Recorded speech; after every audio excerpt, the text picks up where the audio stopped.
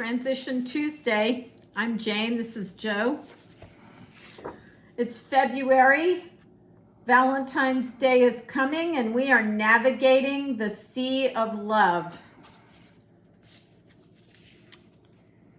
So, why am I calling it the sea of love? Because everywhere, like social media, movies, books, everything is about love. Like you see all kinds of, sex and love and dating and relationships and broken hearts and everywhere you go. And teenagers, music, teenagers in particular are bombarded in this sea of love. So I wanted to talk about, how do we navigate this for people with disabilities? How do people who support those people help them navigate that sea of love? I do have a disclaimer. I feel that it's important for us to tell you that these are my and Joe's opinions. It might stir some stuff up. This is definitely a topic that is difficult to talk about, but I think it's important that we do. And here's one of the reasons why. There was a study of people with disabilities done in 2021 by Emerson, Fortune, Llewellyn, and Stancliffe. And one of the things they found is that loneliness was a particularly significant driver of poor well-being among people with disabilities. So what they're saying is that loneliness had an impact on the health and well-being of people with disabilities. Now, that's true of everyone, but in particular, they discovered that there was a disparity because people with disabilities have a higher level of loneliness than the average person without a disability. And then they said that interventions to reduce loneliness will need to do more than simply increase rates of social contact or support. So what they're saying is, like if a day services program takes their people to a dance once a year, that's not enough. It has to be regular, intentional, intensive, real support. The other thing they said is loneliness is significantly related to health and well-being. Humans are social creatures. Biologically, sociologically, we are social creatures. 40 to 61% of people with disabilities, depending on where you look, there's all different studies about this, say that they suffer from loneliness and feelings of isolation. So somewhere around half the population of people with disabilities say that they suffer from loneliness, a sense of isolation.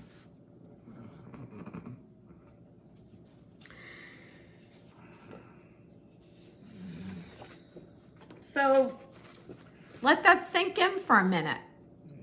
If you know somebody with a disability, if you know 10 people with disabilities, whether they're seen or unseen, 5 of them are suffering from loneliness or sense of isolation in a given time. That's a lot. And COVID made that worse. COVID drew up those numbers for everybody, but it seems like there's some long-lasting impact from COVID. You agree? So how do you impact a person with significant disabilities' ability to plunge into the sea of love? And when I say love, I don't mean like, yes, marriage should be a goal if that's what you want, but, just going on a date, having a relationship, with somebody, having a love connection with somebody is the way that you combat that loneliness, is the way that you serve that human need for connection. So here are some ways to make waves. Communication. How do you bridge the communication gap with somebody like Joe? Well, one of the ways you do that is you get to know him.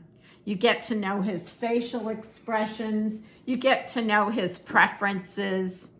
You find things that are in common. You talk about those things. Communication. Access. How does Joe get out? Joe went to a dance this past weekend. He put himself out there. Went to a dance with a friend of his. And did you have a good time at the dance? Was the dance fun? Yeah, it was fun. Dealing with the fear. And fear on both sides. Fear of parents who don't want their child to be hurt. Fear of Joe. Maybe Joe gets a little anxious in those social settings. But, if you don't deal with the fear, talk about it, strategize about how you're going to handle it, then you're going to stay in that lonely, isolated place.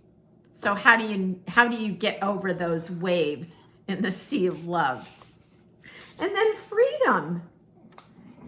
Access is different from freedom. Freedom is when you are making the choices. Access is when you are when there is a planning and a process for getting you out there. Freedom is being able to go out there without anybody's judgment, criticism, holding you back.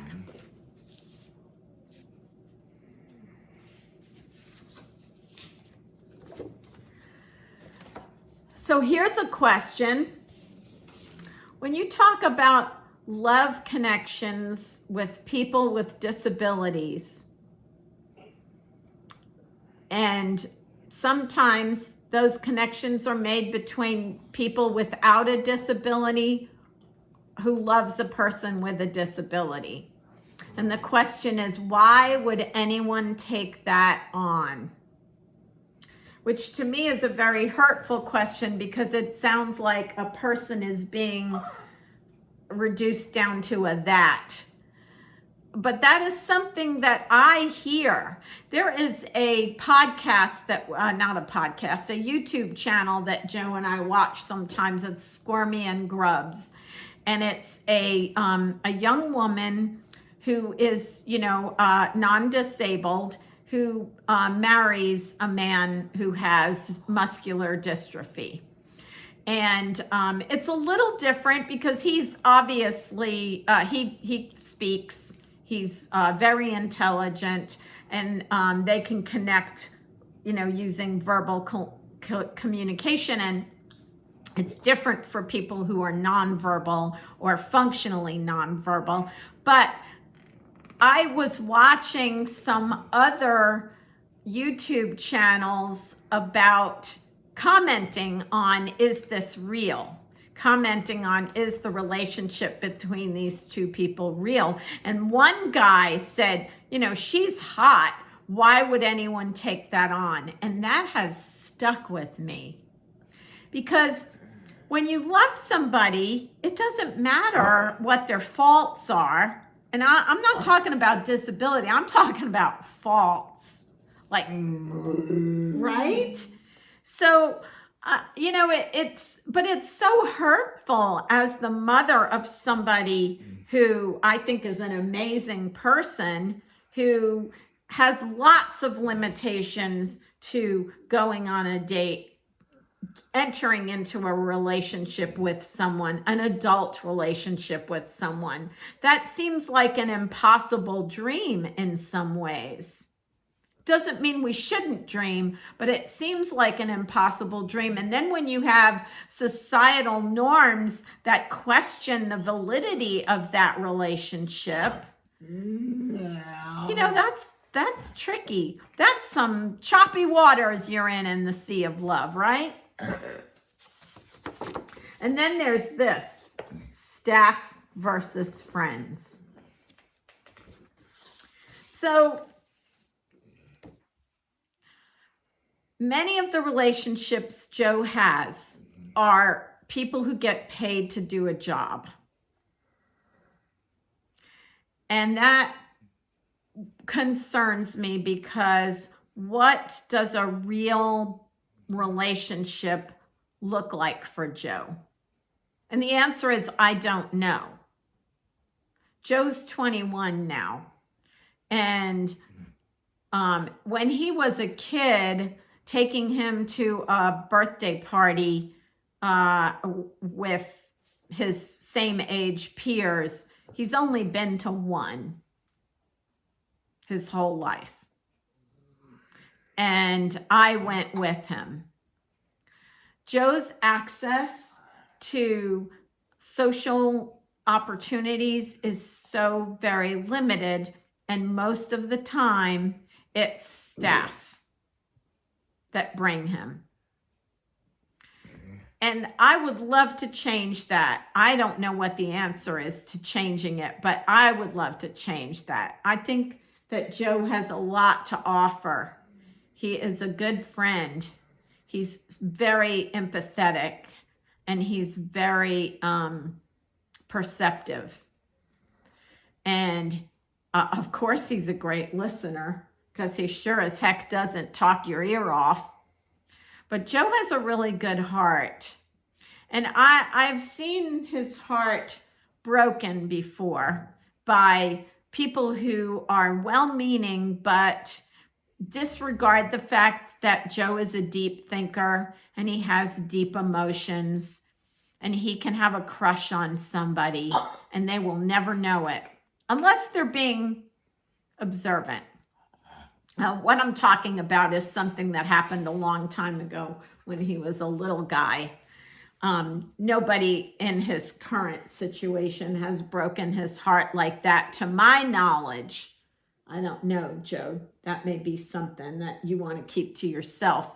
But I guess what I'm saying is, those of us who love a person with a disability need to be cognizant of the fact that their world and their ability to go out and dive into the sea of love is very, very, very limited. As I said, disclaimer, this is tough stuff, but it's important to talk about it. It's important to think about it. Because if you ask a young person with a disability what they want in their future, do you know most of the time what I hear from young people is they want to get married. They're not talking about a job, owning a house, traveling. They want that connection. They want to find their dream boat in the sea of love. That's what they want. So, and that's the hardest thing for a parent like myself to accept.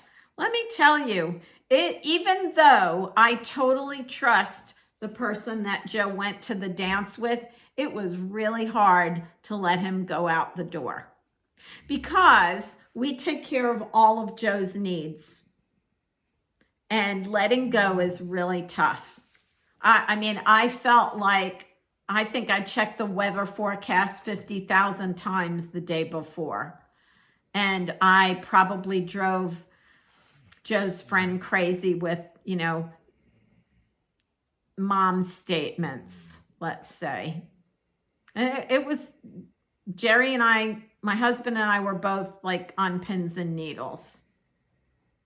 And then we started getting pictures and we felt better.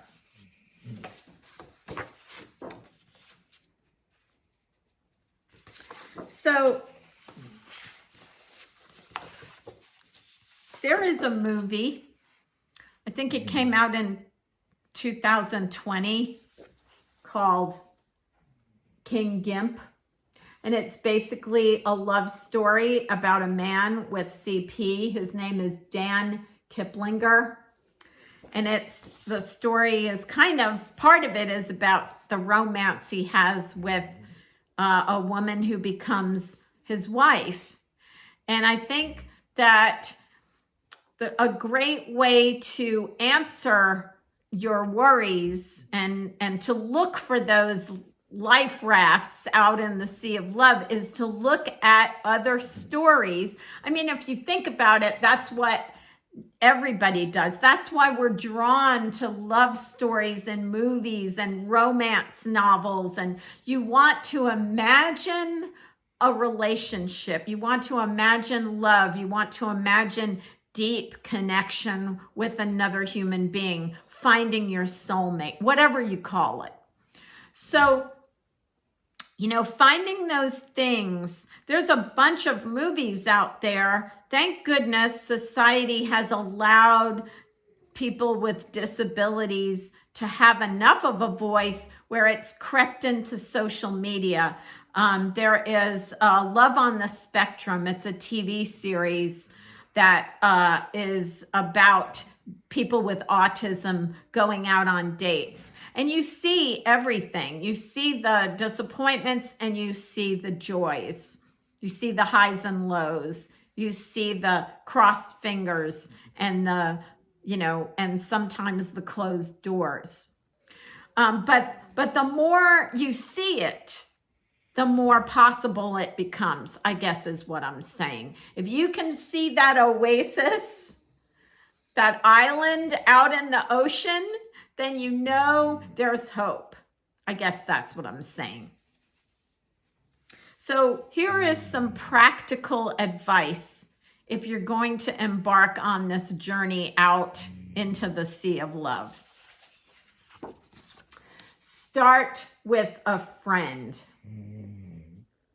You don't have to jump out into blind dates. Like, how would Joe even do a blind date? I don't know the answer to that. But I do know that when Joe has had opportunities to go out with like the people in his class, people he knows from other disability related activities he's been in, he's a little nervous at first, but he ends up having a good time. So I think you start with start having these opportunities with people that you're comfortable with. So it doesn't have to be an automatic love connection. It's just like it said in that research study, you have to have more than simply increased rates of social contact. Obviously, this is riveting conversation. No, actually, Joe's really sleepy today. And then remember that some people have ulterior motives. And that's the part where the parents cringe and say, I wish Jane wouldn't do a Transition Tuesday video on this topic because I'm not going to let my child go on a date. Because there are people out there that are after your SSI check. There are people out there that try to get you to do things you don't want to do, particularly young women. I don't have to get into detail. You know what I'm saying. So you have to have a way for the person to know what to do when they feel unsafe or when they have a suspicion that the person is maybe not what they seem to be, or when The people in that person's life can see plainly what's going on, but the person wants the relationship and the connection so badly, they're not willing to listen. I mean, there is a dignity of risk issue here. So I guess it depends on the level of risk that we're talking about. That's a real crux of why families are so afraid to let their loved one go out there and explore the dating world, because of what I'm talking about right now. But we all face hurt, and we all face, dating is dangerous, I guess is what I'm saying. So how do you navigate that? And that's something that has to be thought about, discussed, and planned for. And then, here are the practical things that I talked to you about when we plan social outings. Plan the meeting location ahead of time. If it's a restaurant and you can't get a wheelchair in it, that's not going to be a great first date, is it?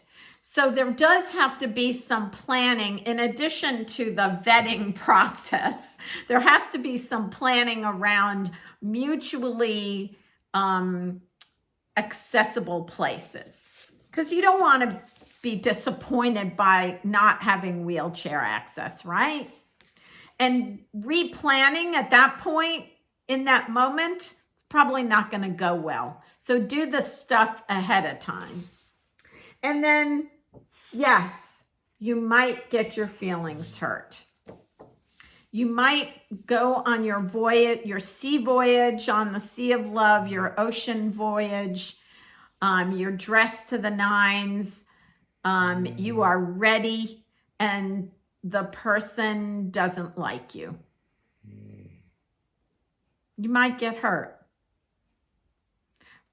But do you want to be lonely? Do you want to just live a life of loneliness? Or do you want to try? Do you want to go out there and try? I don't know. That's for you. But know that being lonely impacts your well-being and health. And families know that a person who's lonely's health and well-being is impacted. So here's one. Practice and believe in your value. Well, how do you practice having value? By thinking about it, expressing it, defending it. Joe has value.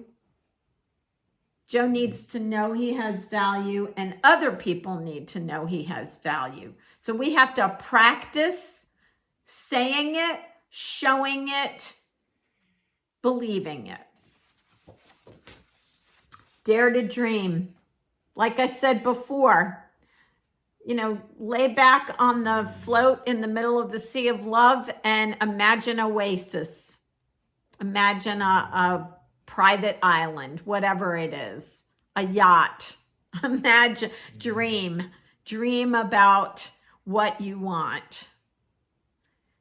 I mean, we all do that when we're single. I've been married for a gazillion years, so I haven't dated in a long time. So I know, Joe, this is easy for me to say.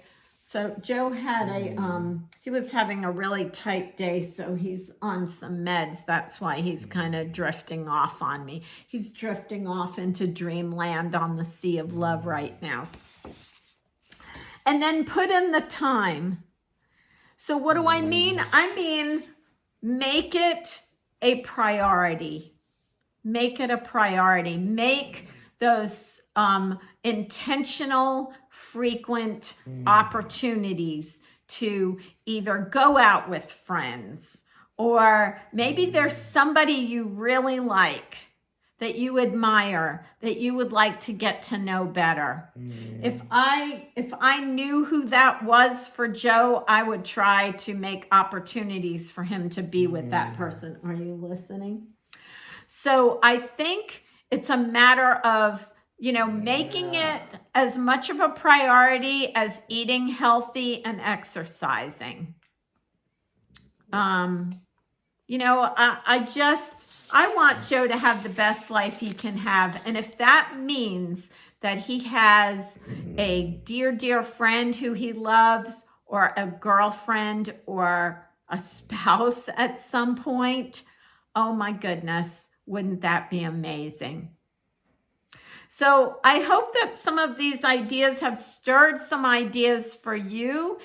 Whether you're a caregiver of or a family member of a person who is, especially someone who's nonverbal with significant disabilities, it's worth it to kind of get your vessel seaworthy and go out there on the sea of love and see what you can find. And I hope you all do. I hope you have a great week. Thanks for joining us. See you next time.